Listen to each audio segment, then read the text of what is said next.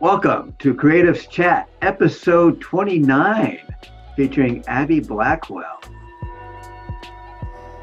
Thank you for joining us for another episode of Creatives Chat, as creative minds get together and chat about who knows what. We shall begin our show now. Streaming from Retro Earth Studio and brought to you by We Are Storkley, Conscious Brand Apparel.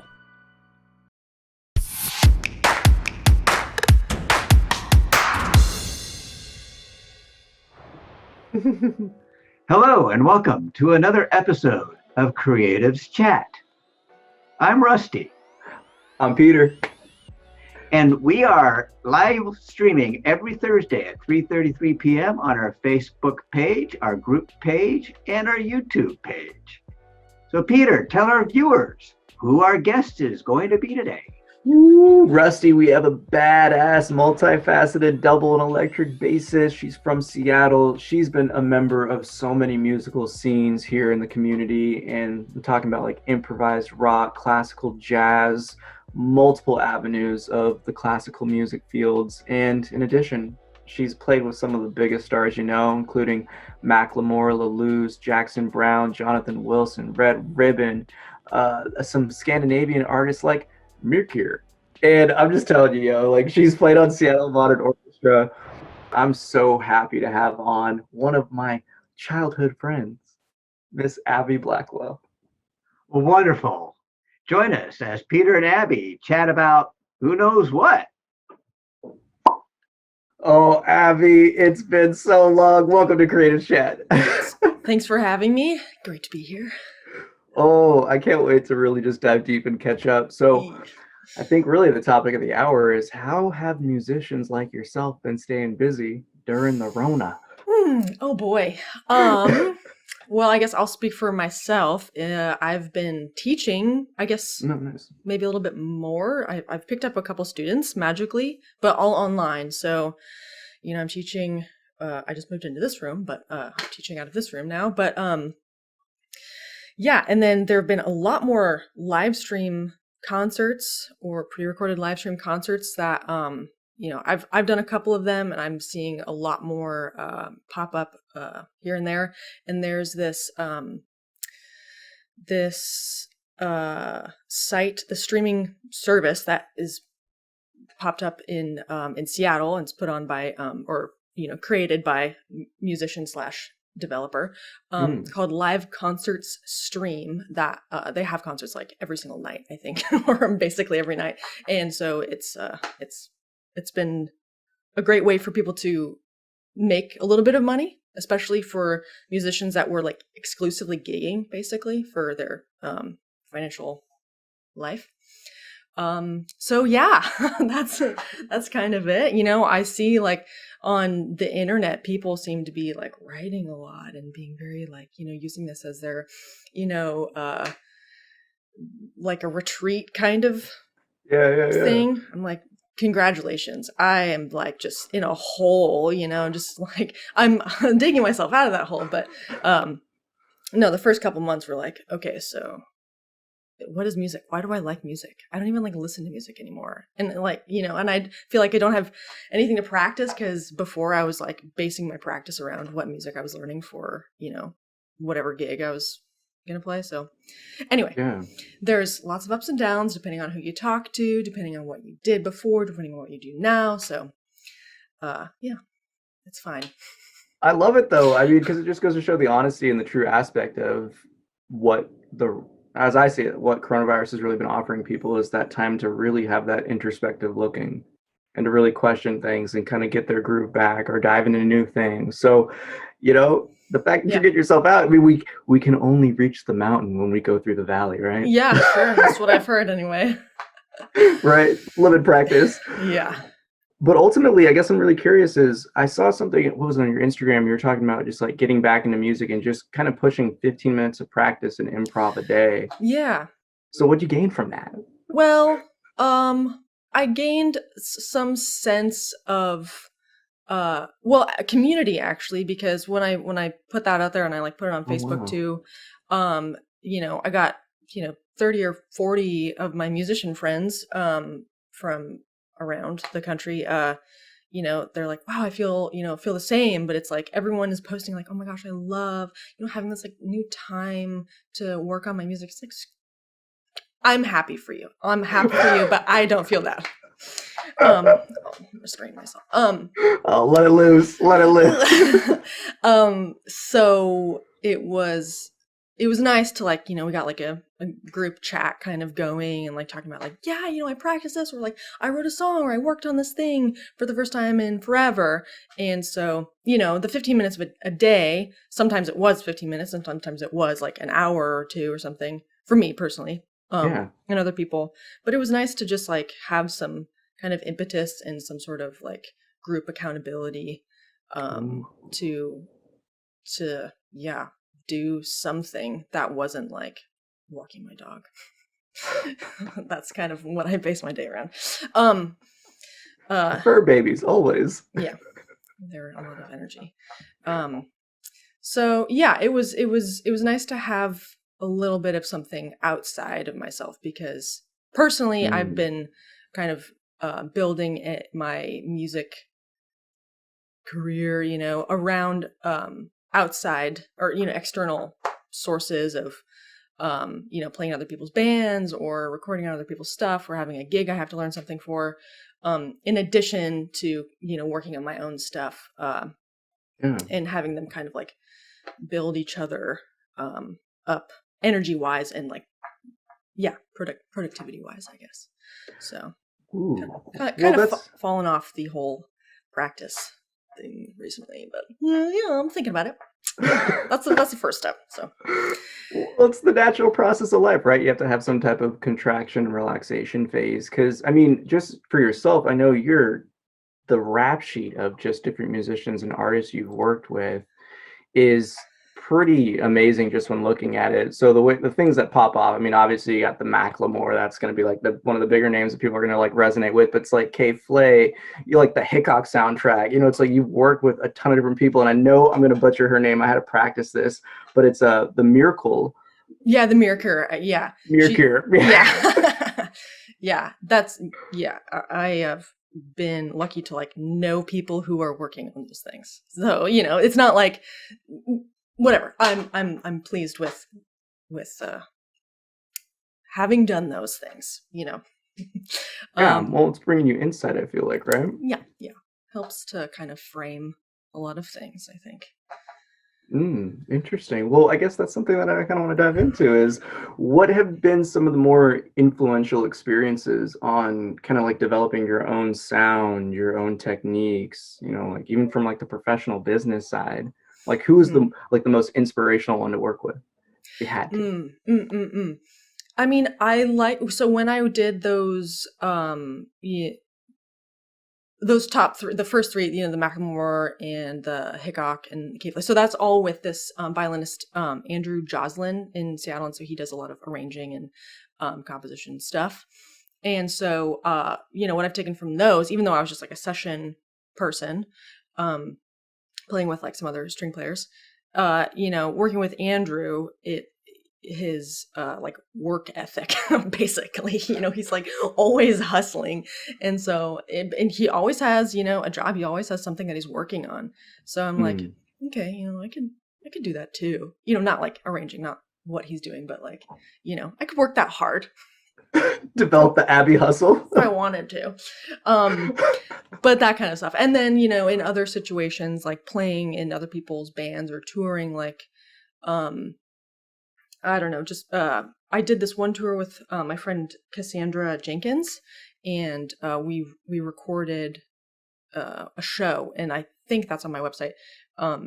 But yeah, I mean, just playing with her, just her like, positivity and like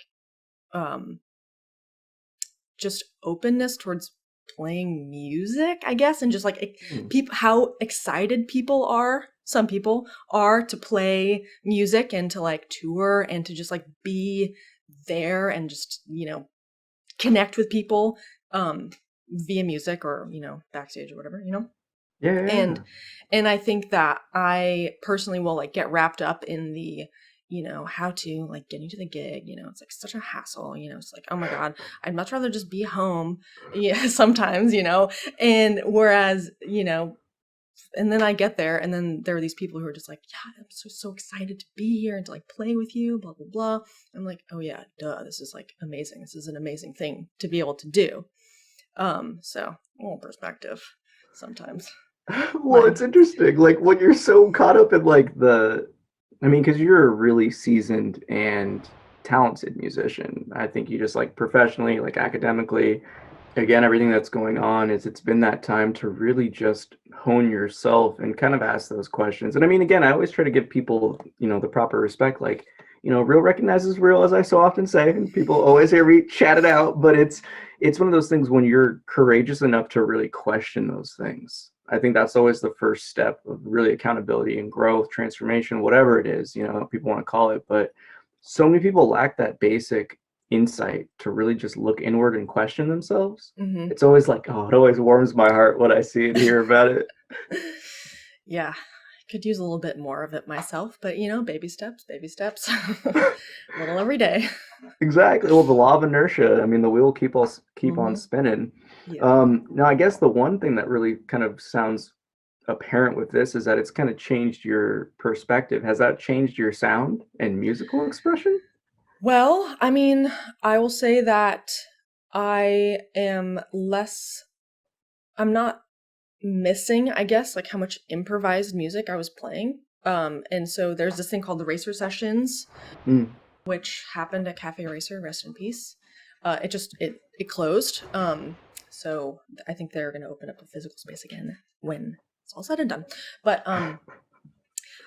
and so there's a session, or there was a session there every Sunday, which is a free improvisation session. And so when I went to UW undergrad, yeah, so 2009. Ooh, that's a long time. Yeah, it was, I mean, free improvisation was a completely new concept to me. I did not know people did that. And so, that has been like a major part of my like playing and musical, colleague circle, Yeah. for the last million years. And I'm not really like missing that part of playing. And like I guess about a year-ish ago, I actually started writing more any songs for guitar and like singing. So like songs, not like jazz tune, and so it's like kind of shifting a little bit, and I guess it's kind of funny because all of the I guess not all, a lot of the bands that I would get hired to play with were, singer-songwriters or rock bands or, like real capital S song, the way people think about it, writers. Yeah. And so now I'm kind of shifting into that headspace a little bit more, my own self. And I haven't worked on that stuff for the last couple months. Been in a little bit of a, rut, as we've already discussed, but at the beginning I was actually writing a few songs, and I have enough for a record, which I'm kind of in the process of working on recording and stuff. So that's kind of like, that's where my focus is shifting a little bit more these days. Yeah. I like it. Well, I'm curious because, bringing it back to the Ray internal volume, I just love the flow of that. And I think the one thing is that, you can really, I mean, for me, notable musicians, I can always tell when they're really actually expressing themselves, when you can feel the emotion or when it really evokes that deep emotion. And Ray was interesting because it went dark and then it picked up, and so I'm just so curious on the creative process of what's going on in Abby's mind when you're composing, when you're leading a group versus playing with a group. Like, Yeah. How has that experience been?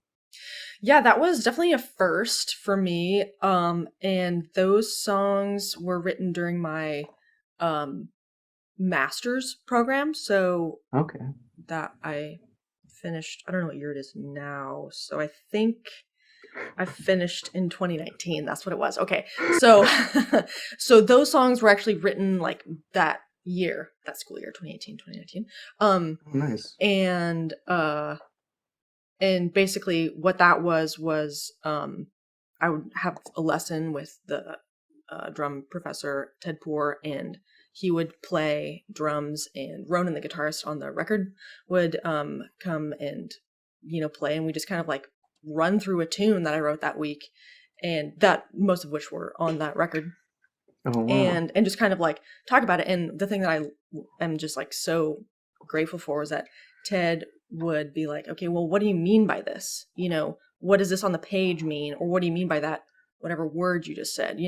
Like actually, if you're going to lead a band, you have to use words that other people are going to understand, because that's the only way we can communicate. And so really just kind of like asking those questions and making me think about that kind of a thing. And then giving a space to just kind of, have a rehearsal, but with no end goal. It's not like we're going to play a show or anything like that. But then, so I started working with Evan Whittle, the drummer on the record, and Ronan, and I definitely had ideas for the shape of each melody, basically, but then a lot of the arrangements, who's going to go here, is this going to like swell here, should this part be before this, that was a group activity, and so that was really, really helpful, because at some points I'm be like, I don't know, I've been like playing this thing for a month, and I don't know anymore. I can only hear this thing that I've been playing, not like how it is going to expand, so So that was the band leader situation was new for me, but I feel good with our final product, which we recorded I guess a year ago actually. So now, wow, yeah. So I guess last August. So we kind of sat on that record for a while. I sat on it. It was my fault. You guys sat on it. I sat on it. But yeah, we released it. Yeah. Well, what caused you to release it then? Like, you had it for so long. I was like, gonna reach out to small labels, even if it wasn't, not like they were gonna pay for it or pay us. I wouldn't deign to think that we could get anything for a record these days. But having like a name on it it does something. But then I was just like, just so many things in life. I just never sat down and like wrote people, and then, coronavirus hit, and it's like, no one's going to be putting music out. No one's going to be, no one's going to be like shopping to then tour kind of a thing, the normal progression. And so I was like, I don't want to just have this in my computer only. I do want people to hear it, and that's it. I don't care about making money on it. I've already lost enough money, so it doesn't matter. But yeah, I just wanted people to hear it. So it was definitely like a whim. It was like I emailed them. I was like, hey, let's release it. Okay. The impetus was we had a live stream. We had a live stream on like August 2nd, and then we released it on the 3rd or something like that. Anyway, so it's like, why not? Whatever. Why wait? Because someone's going to die soon, so like that wasn't actually my reasoning, but realistic. Oh, but it was good though. I mean, I really enjoyed it. And I think that's one of the things that a lot of people get caught up in with jazz is, there's so many different styles and variations that when you have certain melodies, and again, when you can express the emotion through it, it's perfect music to just listen to vibe out to it. Either close your eyes. I know I did a little bit of like, I always try to give people the attention and just listen to it. But it's like I was working while listening to some of it too. And it was just like perfect vibe music. I was like, okay, yeah, I feel it. Well, again, it's just such musicianship, because when you're listening for all the different arrangements, how you have them and how they're structured. For me, I was like, I have no idea how they titled these with all the numbers, but like just how you arrange the flow for the actual final record was really, really nice, because it lures you in, gets you interested, and then it just keeps going up and up and up. And That's the Well, thank tactfulness I appreciate. Well, thank you. Yeah, it was Did you fun. make the cover art for it? I did So all the painting, is that painting watercolors or what? watercolors. Yeah. Okay. Okay. Added skills. So how did that progress? Is that just kind of a thing that you've always done to kind of express yourself, or? No, that's only I think in the last 2 years or something. I think the last year of my master's I started doing that kind of. I started embroidering, and then I would kind of draw an idea, and then I honestly have no idea. I think I had watercolors around, and I was like, oh, how does this work? And it was fun, so I kept doing it, and I do it on and off. I definitely don't do it often at this point, but yeah, and for whatever reason I draw. Oh, okay, sorry, no, the reason I'm not good at remembering things in order. But I took a class. It was a composition class at UW during my master's.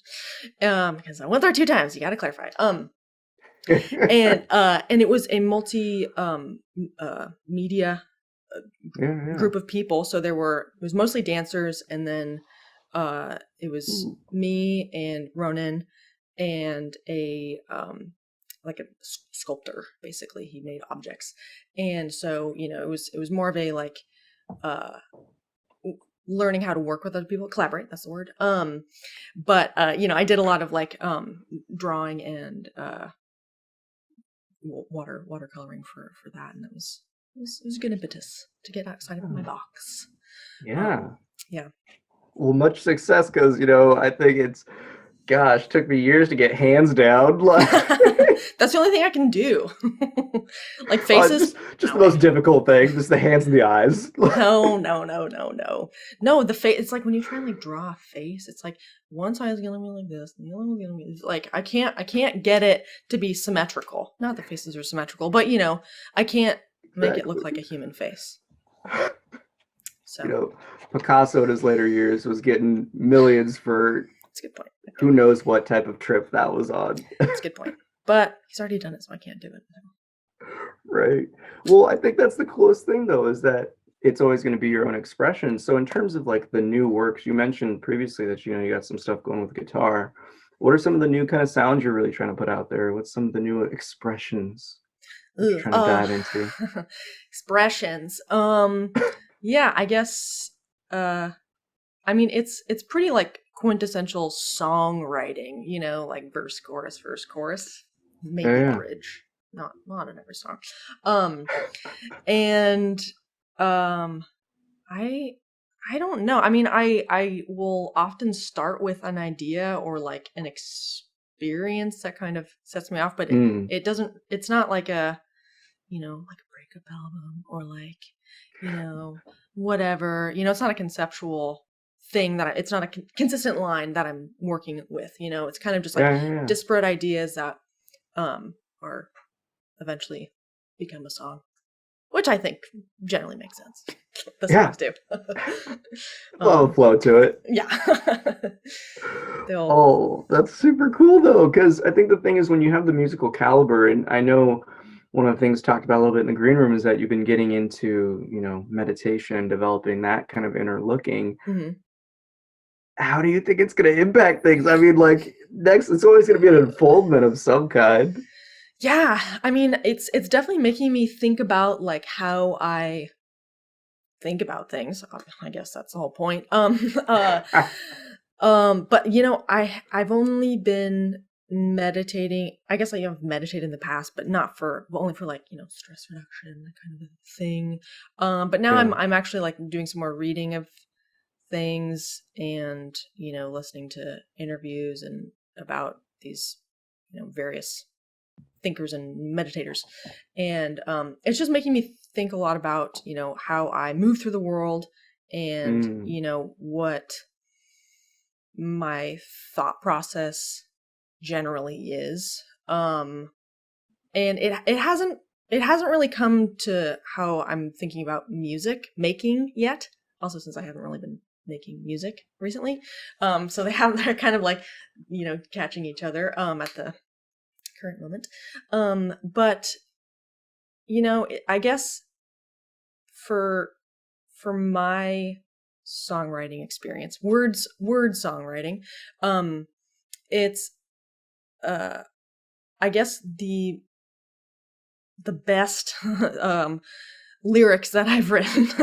which have not really been public for public consumption yet. So that's for only me to qualify that as good or best. The thought process, it starts with one thing, and it's almost like, I'm just kind of letting my mind just run, which is, kind of not what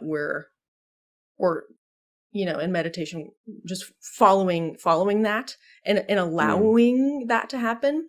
And as opposed to when I try and force something. So it's like, okay, I want to follow this idea. Okay. So what's a word that rhymes with that?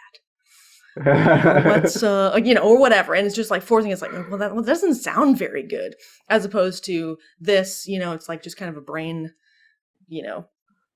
following the ball of yarn kind of a thing. That's where it works best for me anyway. Just kind of tapping into that deeper intuition. Yeah, building I guess some separation, you could say, almost, too, not getting as caught up and immersed in things. Yeah, totally. And I think that especially having come from a very maybe overly theorized or educated world of music, it's I know what note I'm playing, I know how it relates to the chord, I know what it would mean to do this one or that one after this. So what would be the best decision? It's not what my ear wants to hear, so it's if I get into that headspace of what would be good, what's best, and analytical, then that is the same situation of what word rhymes with this, as opposed to just following and just maybe it's going to be garbage, but then it'll be something hopefully I like. Well, you said something that really stuck out right there, and it's that analytical component to an art form, expression of creativity. And I find that whenever we get in that realm, it's kind of like a seesaw. Whenever we get super analytical, we really lose a lot of that passion and that deeper kind of just natural flow of things. Totally. So in terms of your kind of the meditation work and these inner lookings and recognitions, do you feel like that's really made you kind of reevaluate how we teach music? Oh my God, yeah. How we teach music is just the dumbest thing in the world. And looking back at especially since I'm teaching music, that's my job now. Looking back at my private lessons on piano and flute in middle school and stuff, it's it was learn the notes, and this note means this, and that note means that. And there's nothing this, you're playing this note, but everyone else are playing these notes, and it doesn't sound so cool. Or if you listen to this recording of this piece of music that we're playing, because Ode to Joy is but it's Beethoven, and so it's if they're playing, it's going to sound bad if they're in sixth grade or whatever, but I'm sorry. If they were to listen to Beethoven, they might actually like it. They might actually feel something, as opposed to, why aren't you playing in tune or doing this stuff? And I've seen, seen a couple band teachers in school, which classroom management is just, I don't know how they do it. So kudos to them to begin with, but seen a couple where it's yelling at these kids. It's not useful in any respect, Yeah. And so, totally. But then, going into college and studying music for both my bachelor's and master's degrees, the overly analytical approach to learning music, playing music in college it was severely detrimental to my love of music. I mean, after I graduated college, I kind of quit. I mean, well, no, I tried to get into an orchestra because that's what I worked so hard for in my undergrad years. But after failing at that multiple times, it is very competitive. I'm not I didn't have my whole heart in it. But it's like, this doesn't mean anything to me, this approach doesn't mean anything. And I would much rather like play in rock bands, which I did, and just have fun and like have an attachment to, these people and this like feeling, even if if I'm playing like 3 notes in a song or something, so just the energy of being in the crowd and the energy of being with others on the stage like that. It's more of just like a feeling, as opposed to, am I playing this note into, is the conductor gonna look at me? The conductor's looking at me. Shit. And then in my master's degree, the approach was much different. Okay, so in my undergrad, I studied classical performance. In my master's, I studied improvised music, and so having like an actual relationship with other. Or I guess, sorry, the emphasis was on playing with other people, on improvising with other people and like listening to them and them listening to you and like actually making music, right? For most parts of the, the stuff that I did there. So that is like, that's the point. That's the point of music. So it took me like an extra 8 years to figure that out after, my undergrad, and then the 4 years after that I took. It's like, it shouldn't take that long.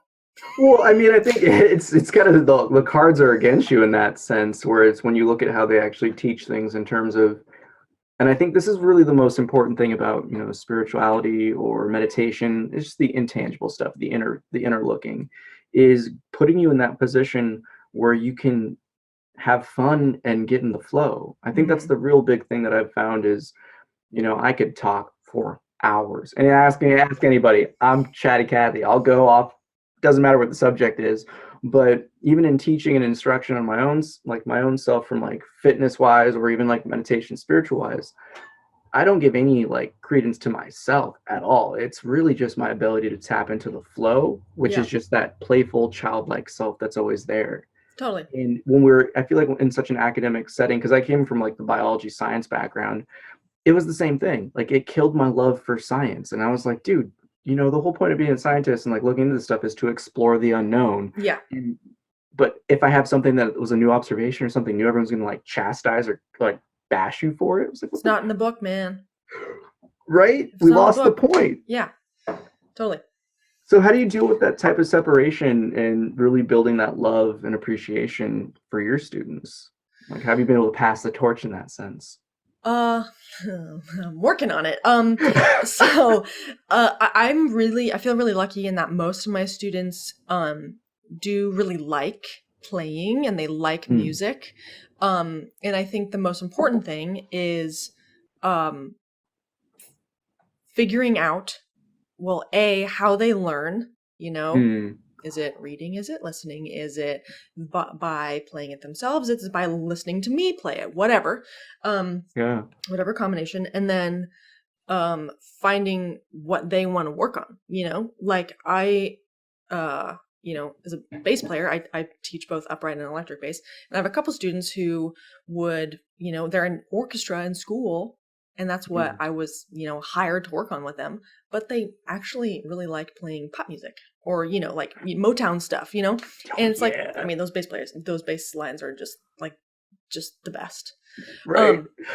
But, okay, so like screw orchestra music. Like just because you're in orchestra doesn't mean you have to love it. It's a credit in high school. It's a credit. So not everyone's going to like it. Some people are going to love it. But it's like, if you'd much rather just play electric bass and shred on these Motown tunes, then we're going to work on that. And if you're going to practice that for 15 minutes a day, that's amazing. Beautiful. So, really trying to just like figure out what sounds good to them, and, most of them are in high school or middle school. And so they might not practice, but that's okay. Even if they're excited to work on the thing in the lesson, that's fine. That's great. Oh my gosh. You're like what you just said, though, in terms of how we need to change education is actually pushing the youth towards what they're actually interested in. Yeah. And having them develop their own likes and sounds. Totally. And looking back, on my uh elementary and high school learning, the best teachers were the ones who gave us projects, were like, you figure out how to do this thing, and like, you bring me something that is, that speaks to you, or whatever, that has like some strand of this topic in it. And so, I mean, I know that's hard. That's hard. Like, I can do that kind of one-on-one most of the time, but like, I can't imagine doing that for 20 or 30 kids at a time. Like, that's insane. So that's a whole anarchy. That's a whole other thing. But yeah, I understand that for a lot of teachers, it's a job, or it becomes a job, as opposed to like really wanting to teach, really wanting kids to like learn, and be happy. Well, I mean, it becomes a job, and you hit the nail on the head. Like, it becomes a job, and I get it, because it's a similar experience I think everyone's dealt with, you know. And I think especially nowadays, and again, like, the Rona has given people that time to really kind of separate and reflect from that cycle and just monotony to like, oh wow, this is what I'm really doing. Yeah.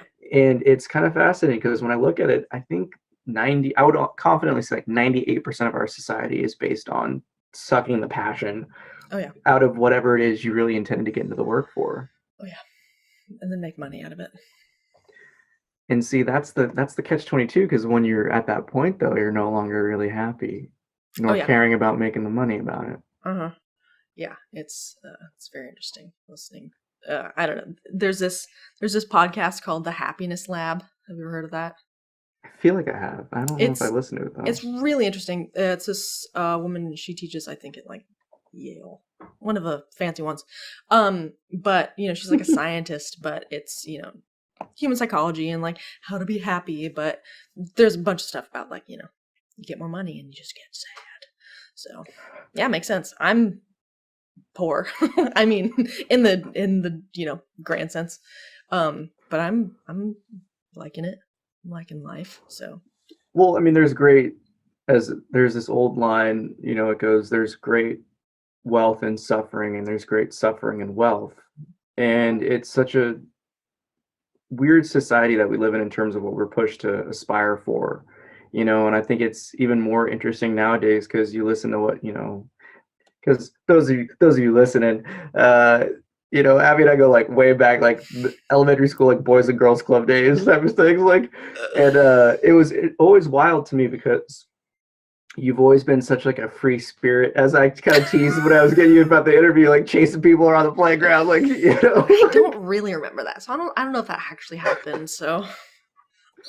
But I mean, it's just funny that it's like, you went through this kind of rigorous grind of something that you love, and it kind of like beat the passion for it out.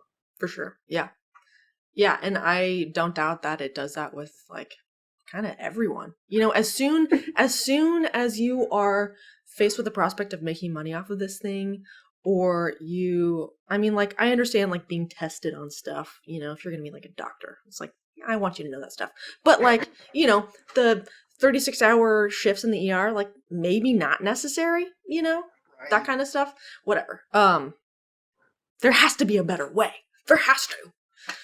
Well, that's the stuff where I'm like, so the one thing that I've learned through meditation is, and it kind of comes back to like what we talked about earlier in that energy aspect of just, I wish I kind of knew this back then about how this was actually like their forces were kind of fucking with my stuff. Is that we don't teach people at all like the true potential of what the human experience is. But when you go through like spirituality or like meditation or spiritual development, spiritual path, whatever you want to call it, you learn things firsthand, and it's like that experiential knowledge is the highest form of knowing, and like, but a lot of it's squeezing out what you thought you knew. Yeah, like, it's pretty much everything that, and then you're left with what was always there, and you're just like, totally. Oh yeah, this makes sense now. Oh, they told me this was wrong. Right? And I feel like that's how so many people in our society are conflicted. So like, I guess the real question that I have for you when it comes to this stuff is, what has made you really want to question things? Oh my God. Loaded question. This isn't what spurred on like my current meditating situation, Mhm. and that reading and absorbing of materials. But I have been taking Alexander technique lessons for the last probably 2 years now. Ooh, Do what you know is about? that? Okay, so it's basically the approach, or like learning how to use your body the way it would it should be used, basically, and people think of it as like a posture thing, like learning how to stand up Oh. straight.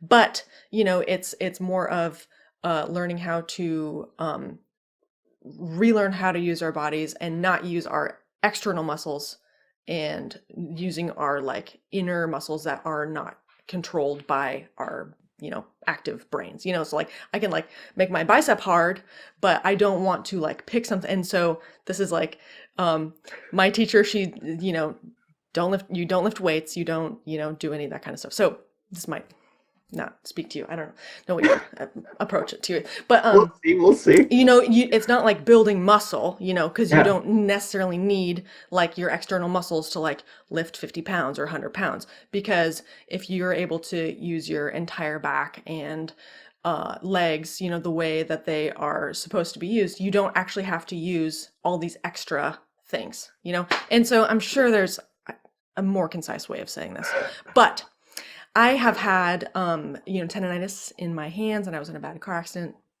a number of years ago, and so my back, I've had so many issues with my back, and so that Alexander training has totally opened some new like physical pathways, so that I'm learning how to like use my body that doesn't hurt me in ways that don't hurt me. But the thing that I love about Alexander is that it's completely foreign. It's a completely foreign way of thinking about my body. Only when I've been like kind of tapping into like basically my breath and how to use this air, in here to fully fill out my torso, which is massive and it has like a million muscles in it, right? That can hold up my entire body. I don't have to like hold my shoulders in place because they're already in place, which is like, wait, what? I thought I had to like strengthen all these things because I was like broken, I was broken by this or that, by doing this 1,000 times, or by getting hit by a truck, some way I was broken, and so I have to do something extra to fix me, whereas I actually have to do something way, way less. Right. And so that's the general approach to Alexander. Okay. I mean, I'm sure my teacher will watch this and be like, you totally messed up talking about that. But what I actually was fascinating recently, there's this author, Douglas Harding, and so he is the book that I read of his, I think he has like 15 books, it's called On Having No Head. And so he is a meditator. I don't know if there's an exact school that he goes along with, but this book was about learning that he has no head, and that he is a void, right? And everything outside that he sees with his eyeballs, theoretically, is being projected from the void that he is, right? So this I'm still wrapping my head around it, It doesn't really, not sure I'm there yet, but it's very interesting. This kind of approach to, seeing something outside yourself and it is you, right? But one, like a whole page of it, he was like, when you get to this point, you will feel all these physical feelings in the rest of your body. And it was like the lightness, like boundless energy, blah, blah, blah, like, feel as if you are all these things. And it was exactly what I feel like after an Alexander lesson. When everything is working according to how it's supposed to, it's like I'm not doing any extra work when I'm moving or walking or holding something up. And I just told my Alexander teacher, Jean Barrett, Barrett, if anyone is interested in Alexander lessons. Shout out, Jean. Not that I think that she has any room in her schedule, but anyway, she was like, oh yeah, she didn't know about that guy, but basically she feels the same, or has felt the same, like at the end of an amazing lesson that she has taken too, like where you are one with the room kind of a thing. And it's like, it's such a kind of a foreign thing to process logically, but I think when you feel it though. Yeah, it's like logic doesn't, our logic that we've been taught, it's just this, it all comes back around. It's like, yeah, if you've been taught X equals this plus Y, then it's all of these other things that we don't have words for yet. They're not going to fit into that. So I love that. No, I haven't heard of that, but it's very similar in the way that I approach fitness and like rehabilitation for clients. Is it's a system of levers and pulleys, this vehicle that we have, and most people don't even use their deep core stabilizers. Again, it's just learning how to breathe properly, like throughout a workout, learning how to have and maintain good posture, stretching, and overcoming tightness in certain areas, again, because it's like that push and pull. So it's fascinating because like I was vibing with everything you're saying, especially the Douglas Harding dude, like the void. I mean, because the thing is, that's why I love like this type of introspective stuff, is because we're all talking about the same scene. It's just different, like diction, just our vernaculars, or how we see the colors are different, so I like to see that as it's the emptiness, it's that just flow. And the coolest thing I think that everyone can relate to is that we always experience it, like in conversation, in getting like a task done or something like that, when we're in the zone and we're traveling through time. When we're at such peace and relaxation, it's just, I guess I like to call it almost the intensity, but it's also an intimacy that you're just like shared with life. And that's the concept, is like, no, you're not outside of life, you are life. We're all vibing in this ocean of energy. And when you experience that oneness, I think that's the coolest stuff, is like when you talk about it, because it's like, yes, I try to teach people like that's a state that you can be in all the time, because it's not really a state, it's what you are. Yeah, exactly. And just getting like the practices, you gain that inertia where that just becomes the new normal. Totally. Hijack that propaganda phase. It becomes like your beingness that just expresses itself freely when you kind of really just turn the dials off on everything else. So like, it's really fascinating you went through that physical journey. I had no idea about that. Yeah. But see, that's like right there though, is that's a paradigm shift when you finally experience and recognize firsthand, like, all this shit is just wrong. Yeah. I mean, it's like, it has its time and place for things, but like the true fixes to what we have as ailments in this society are not the approaches we're taking. Totally. Because imagine if that was stuff we learned in PE. We wouldn't have overuse injuries, that's for sure. If you like know how to use your body and you don't like, I have to like, whether you're working in a factory or typing or, playing, it's like, if you just understand how your body's supposed to actually function. Yeah. Well, how would you teach people to play the stand-up, or even just like electric, in terms of doing it like with more of a proper alignment? Yeah, I mean, it's, since I'm not a certified Alexander teacher, and especially now, I can't be in there with them, and like sometimes I would kind of like put my hand like on their hand to see if they're tightening up their left hand or something, and or on their bicep or something. But now I have to like really make sure that they are checking in with themselves. And so I think the number, whenever I get a new student, I'm saying, okay, so I want you to be the epitome of the lazy bass player. Okay. It's a stereotype. Lean into it. Okay. So you're going to do like no extra work.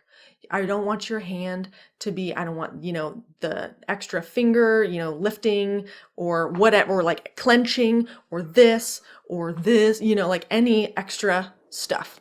So it kind of like, well, big picture, just like don't we want you to be very nice and like even thinking about your breath. And it's so easy. It's all about the mental state. It's so easy, right?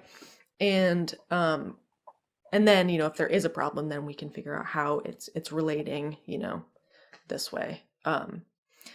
But yeah, I think I'm starting him off all in a pretty good spot. But, you know, I don't know.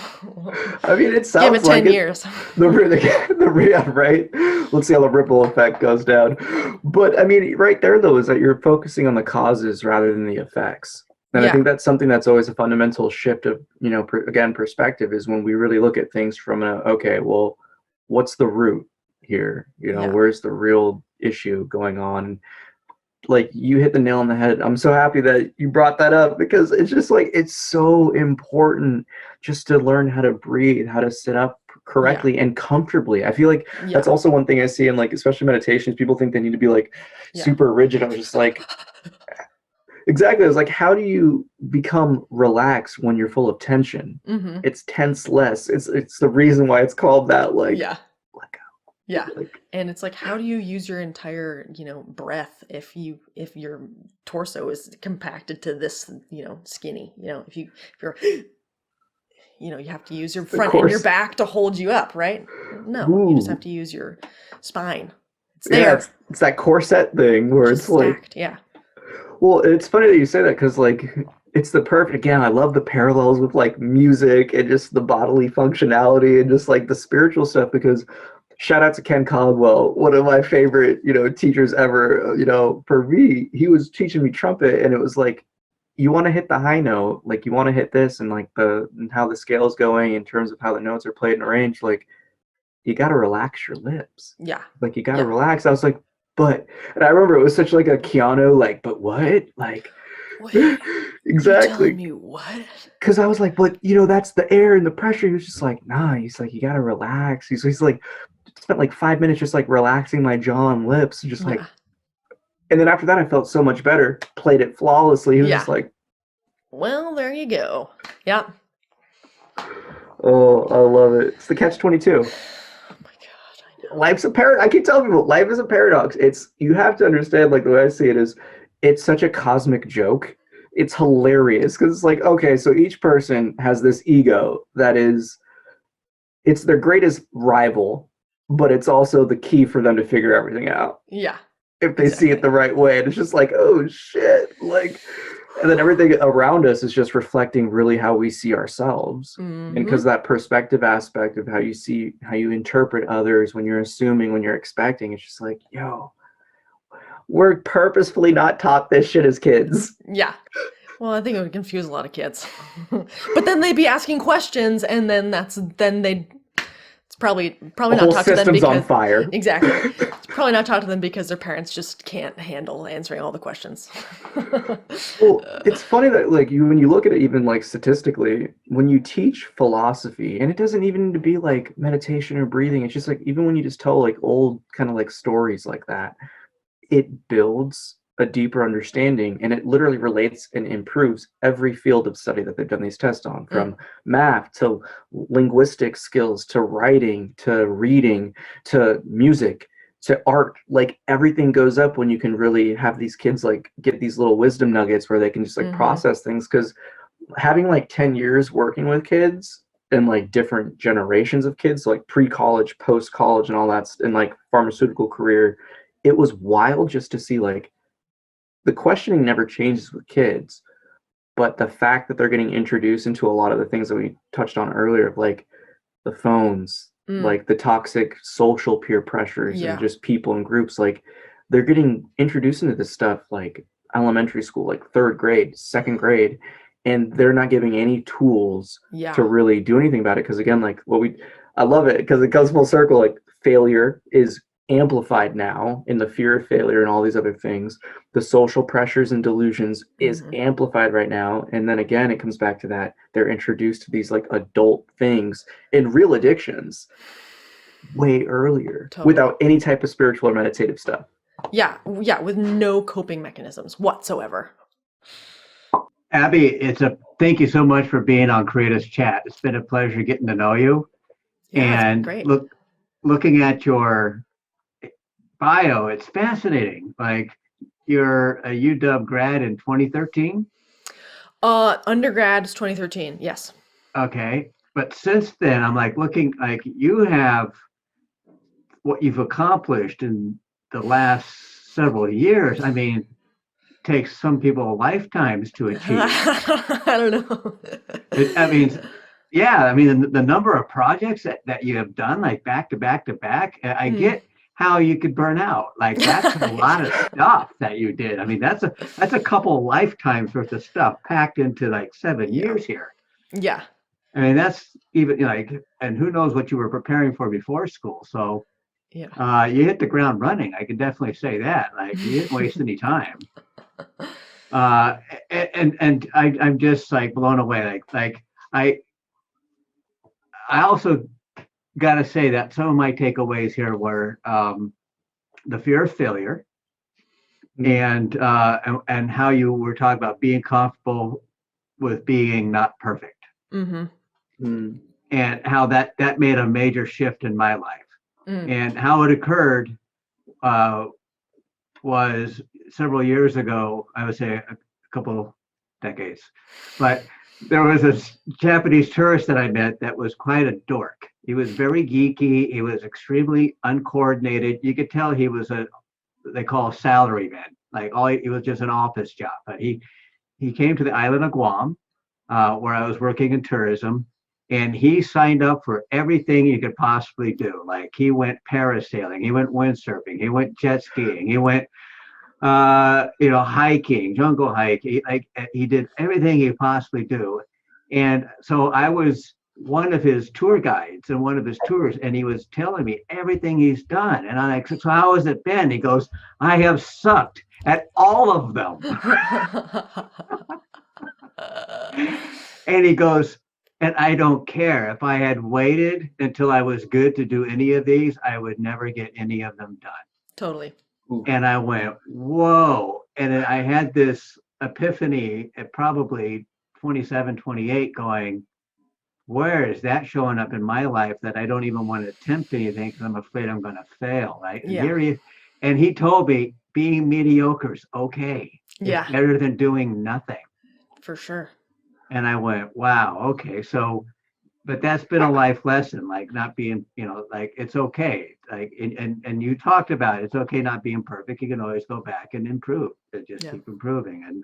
And that's where I get that life is repetition.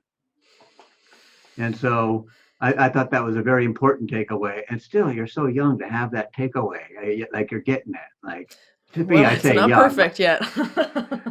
Right. But see, that's where also I heard that it's progress, not perfection. Yeah, totally. And often I'm looking at how far I have left to go, and I get overwhelmed with the insurmountable odds of making it to where I want to be by the certain time frame that I've set for myself, instead of looking back and realizing, look how far I've come and look how much I've accomplished. Like I don't give myself credit for that. Yeah. For how much I've actually, I'm looking at what I haven't done yet, and which brought me to the idea of how you were talking about musicianship and educating young musicians. I am a musician myself. I've started playing trumpet when I was probably 7 or 8, and so I understood the perfectionism that is represented when learning, that you have to hit all the notes and you have to hit them right. Yeah. And so it wasn't about, oh, hey, you did really well. You missed that one note. Keep working till you get that one note right. Well, what about the other 1,500 notes that I hit? Exactly. Do I get any credit for hitting those right? Exactly. No, it's the one note that stood out that you get bashed on.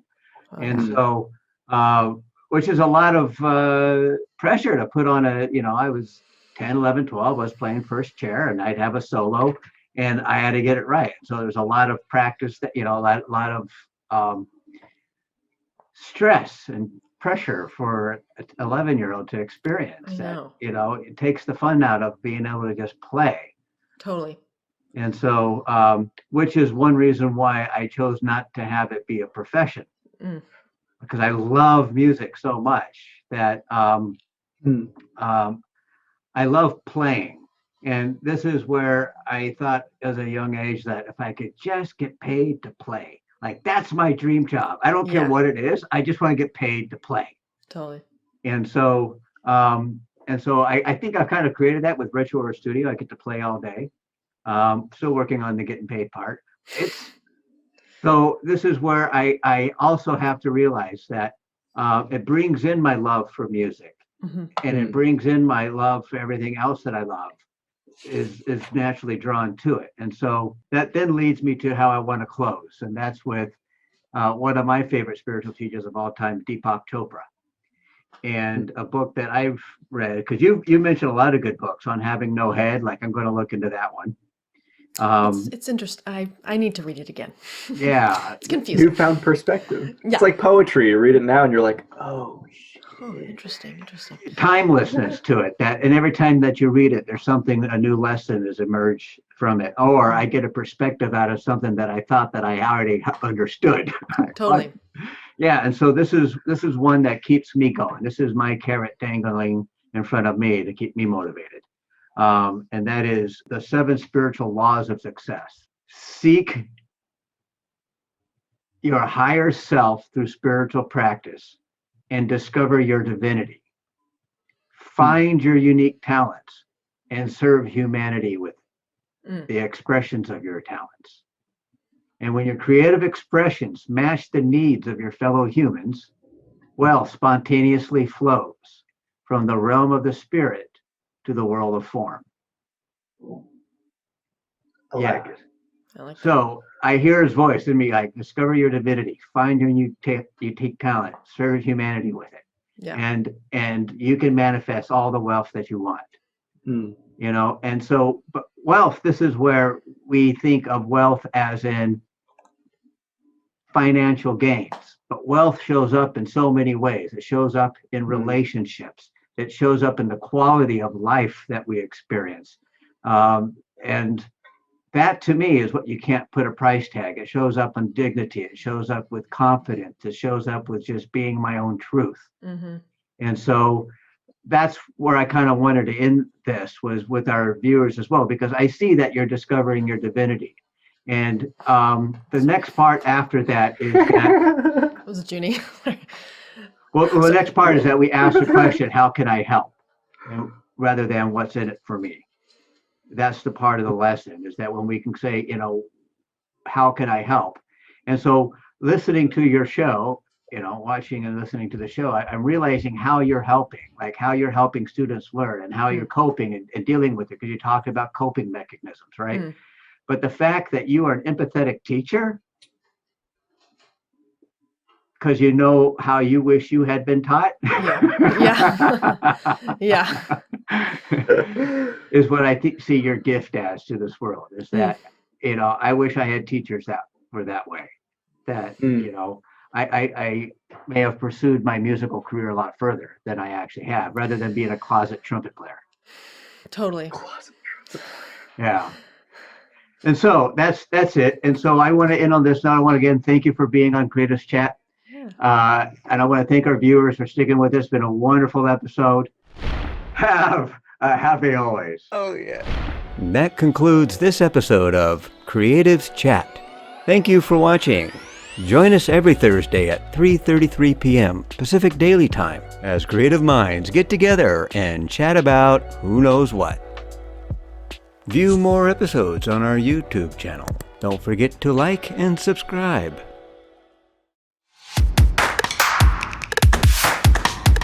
Thanks again to our sponsors for making this show possible.